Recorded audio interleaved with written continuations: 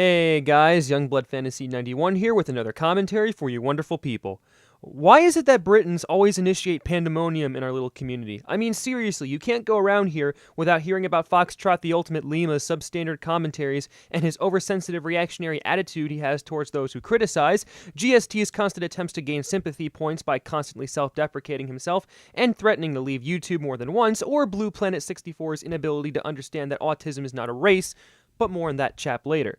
Today we are going to look at another Briton who feels that commentaries are the difference between life and death, and Hero is the only route to take despite not choosing the more feasible option of, oh I don't know, listening to feedback and learning from it? And the fact that he simply labeled this video sad face indicates how much thought he invested into his attention whoring. Anyway, I'll listen in and I'll see what I have to say about this. Also, changing the music because the unneeded melodrama makes my stomach churn.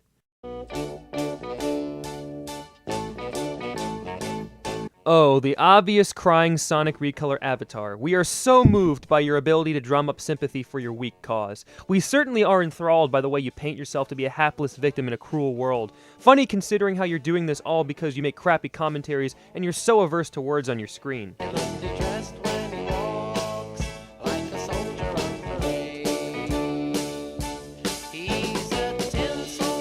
Ooh, long slow fade transitions make it look so dramatic. This guy knows his drama more so than TNT.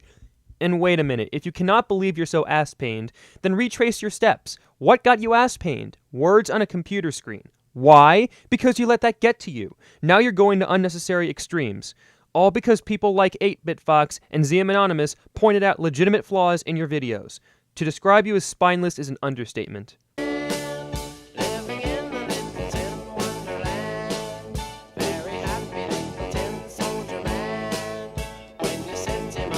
Sure, because no one knows what it's like to be hated, to be faded, to telling only sorry, I was quoting 4 other Britons that will always tower over you in terms of life and quality. Anyway, you're letting these people get to you by being an oversensitive twat. If you can't take the heat, get out of the e-kitchen.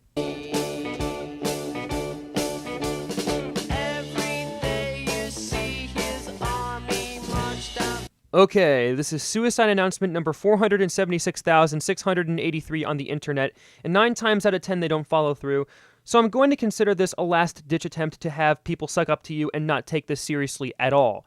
And really, you're thinking of committing suicide over words on a screen. I'm sorry if I am reiterating the same stuff over and over, but this is how it is. You're psychologically affected by what occurs online, and that's insane.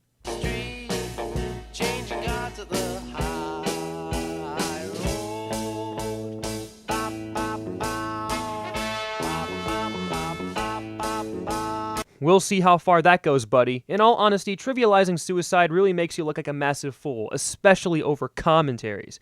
Why is it that people take things so to heart online to the point where they do a balancing act over the boundary between life and death? $5 says he pulls a GST and takes back everything he says, just like the thousands of other Sonic Fagulas that did the exact same thing.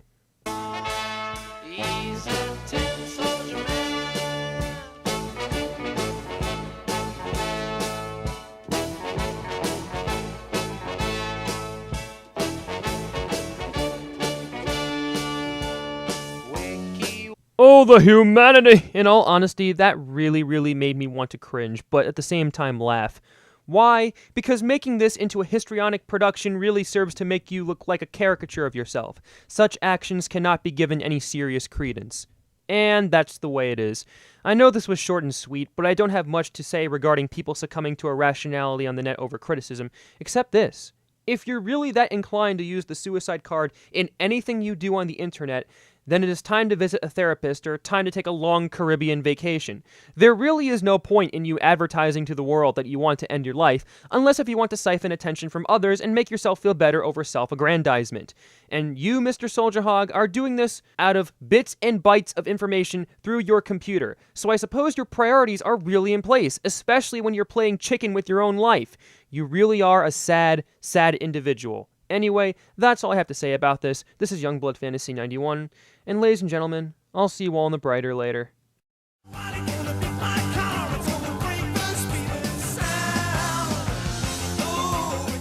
By the way, let's give needed respect to a better Briton who deserves credit for living a full life. R.I.P. John Lord.